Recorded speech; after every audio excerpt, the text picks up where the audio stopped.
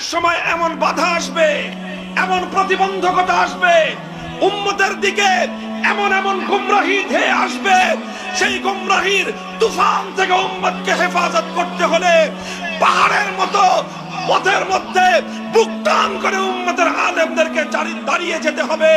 আর সেই পাহাড়ের মতো দাঁড়িয়ে থাকতে গিয়ে অনেক সময় বুকের রক্ত দিতে হবে, জীবন দিতে হবে, উম্মতের আলেমদেরকে সেজন্য প্রস্তুত থাকতে হবে। যারা বলে হুজুরদেরকে ইসলাম হেফাজতের দায়িত্ব দিয়েছে কে? এরা হলো নাদানের ঘরের নাদান। হুজুরদেরকে ইসলাম হেফাজতের দায়িত্ব দিয়েছেন স্বয়ং আল্লাহ। আল্লাহ বলেছেন ইন তানসুরুল্লাহ ইয়ানসুরকুম, যদি তোমরা আল্লাহকে সাহায্য করো আল্লাহ তোমাদেরকে সাহায্য করবেন। আল্লাহর দ্বীনের বিরোধী একটা কার্যকলাপ যদি পরিচালিত হয়, সর্বপ্রথম আল্লাহর আদালতে সেজন্য জবাব দিতে হবে আলেমদেরকে।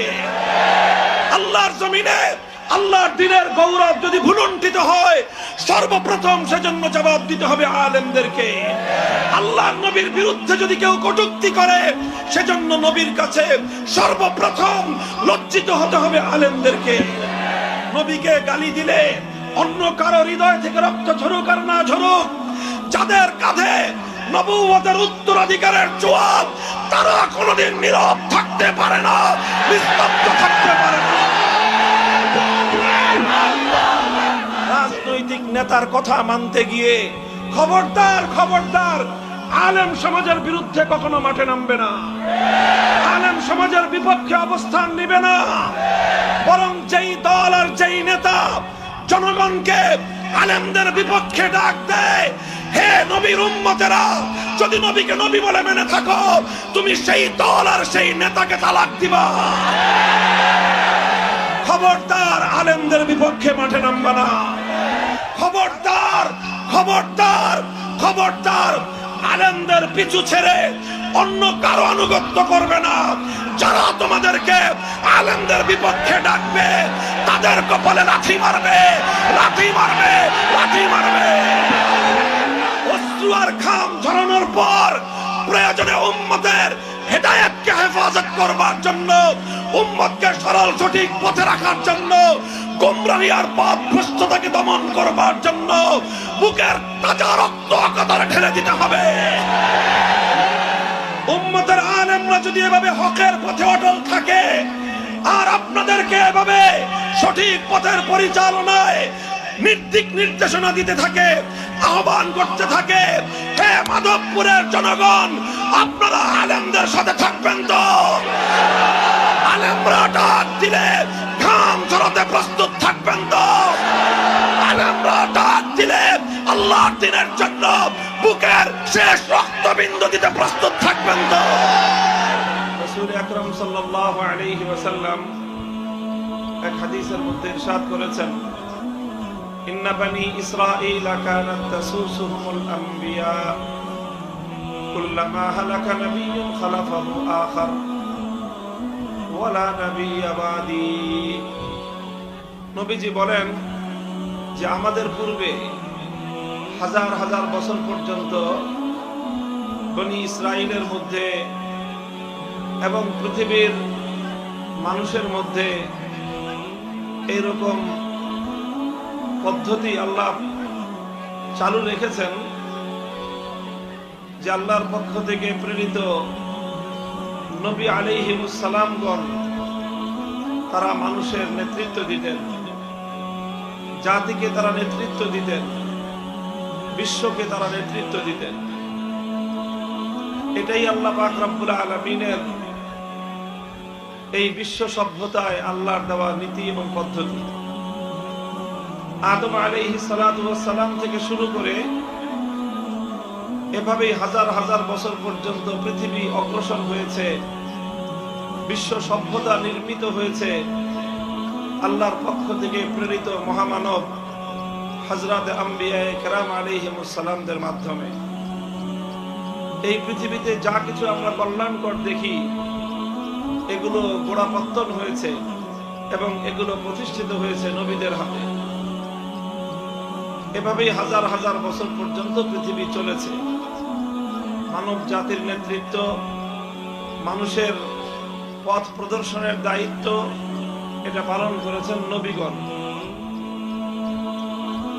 নবী আলাইহিস সালাতু ওয়াস সালাম বলেন, এইভাবে নবীদের যে আগমন, সেই আগমনের ধারা আমার পর্যন্ত চলে এসেছে এবং আমিও আমার উম্মতের নেতৃত্ব দিচ্ছি।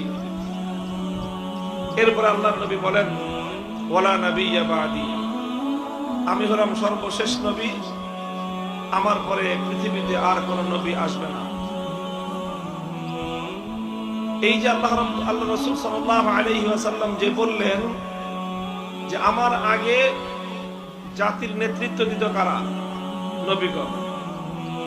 আমার পর্যন্ত উম্মতের নেতৃত্বের দায়িত্ব কাদের হাতে? নবীদের হাতে। কাদের হাতে? নবীদের হাতে। নবীগণ জাতিকে পরিচালনা করেন, মানুষকে তারা নেতৃত্ব দেন। আল্লাহর নবী বলতেছেন, ওয়া আনা খাতামুন নাবিয়্যিন ওয়ালা নাবিয়্যা বা'দি, আমি হলাম সর্বশেষ নবী, আমার পরে আর কোন নবী আসবে না। সর্বশেষ নবী আমাদের নবী। আমাদের নবীকে আল্লাহ পাক রব্বুল আলামিন যে নবুয়তের মর্যাদা দিয়েছেন, আল্লাহর নবীর নবুয়তের সবচেয়ে বড় বৈশিষ্ট্য হলো খতমে নবুয়ত। খতমে নবুয়ত, নবীজির এই সিংহাসন, এটা তার জন্য সংরক্ষিত। এই সিংহাসনে নবী মুহাম্মদুর রাসূলুল্লাহ সাল্লাল্লাহু আলাইহি ওয়াসাল্লাম ছাড়া আর কারো বসার অনুমতি নেই। সুতরাং আল্লাহর নবীর নবুয়তের যে সবচেয়ে বড় মর্যাদা খতমে নবুয়ত, এই সিংহাসনে নবীর পরে যদি আর কেউ বসার চেষ্টা করে, সে শুধু নবীর দুশমন নয়, বরং সে আশিকে রাসূল, প্রত্যেক উম্মতের জানের দুশমন।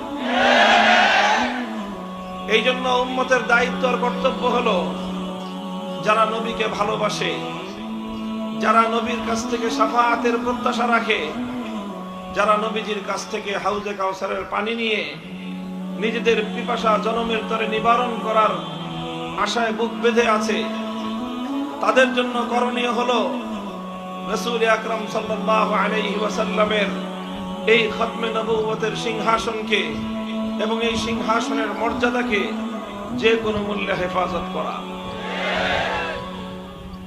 এটা প্রত্যেক উম্মতের দায়িত্ব।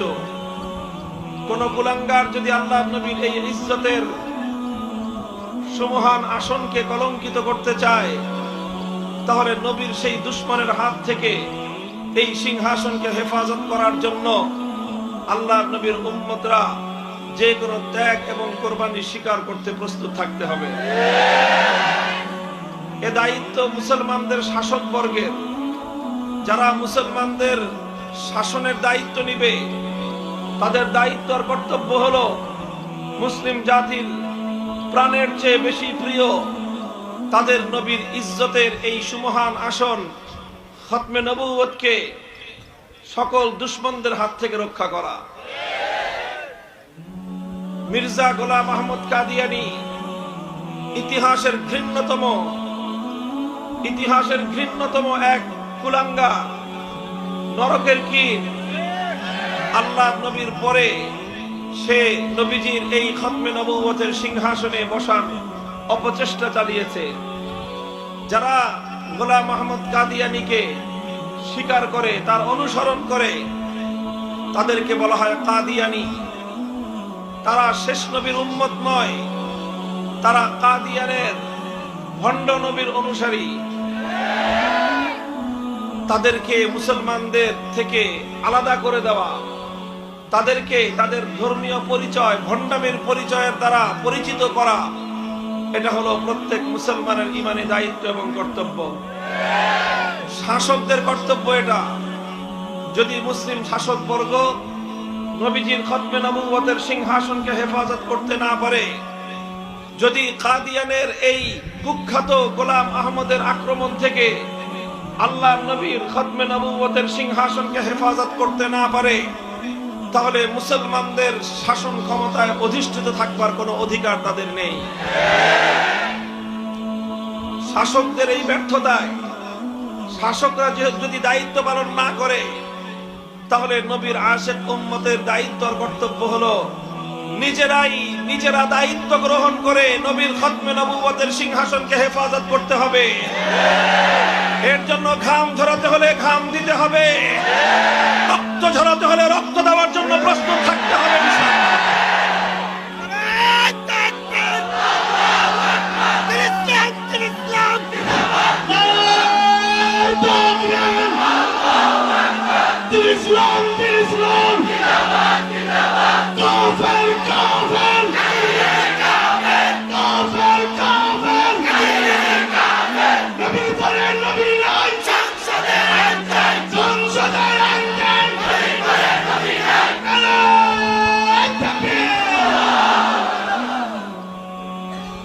দ্বিতীয় কথা হলো, আল্লাহর নবী সে কথাই বললেন, আমি হলাম সর্বশেষ নবী।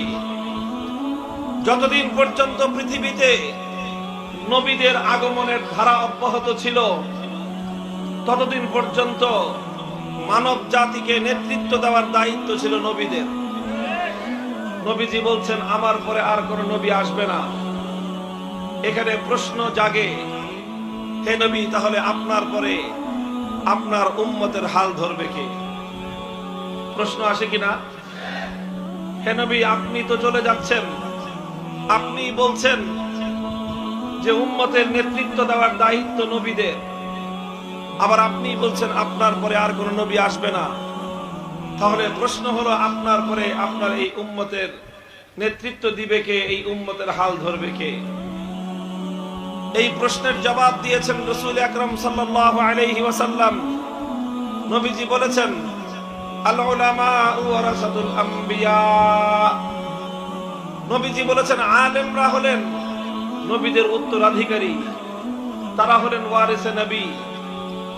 শাইখুল হাদিস আল্লামা আজিজুল হক রাহমাতুল্লাহি আলাইহি আমি অসংখ্যবার এই হাদিসের ব্যাখ্যায় কথা বলতে শুনেছি যে তিনি আল্লাহ রাসূল সাল্লাল্লাহু আলাইহি ওয়াসাল্লাম ওই প্রশ্নের জবাব দিয়েছেন যে নবীদের অবর্তমানে উম্মতের দায়িত্ব কারা পালন করবেন। মুহতারাম হাজিরিন, নবীজি বললেন, নবীদের অবর্তমানে উম্মতের আলেমরাই হলেন নবীদের নায়েব, নবীদের উত্তরাধিকারী। এই হাদিসকে আমরা অনেকেই মনে করি এটা হলো আলেম সমাজের ফজিলত আর আলেম সমাজের মর্যাদা বর্ণনা করার হাদিস। হযরত শাইখুল হাদিস রাহিমাহুল্লাহ বলতেন, না, এই হাদিস শুধু আলেমদের ফজিলত আর মর্যাদা বর্ণনা করার জন্য নয়, বরং এই হাদিস হলো উম্মতের আলেম সমাজের দায়িত্ব এবং কর্তব্য বর্ণনা করার হাদিস। এটা শুধু ফজিলত আর মর্যাদার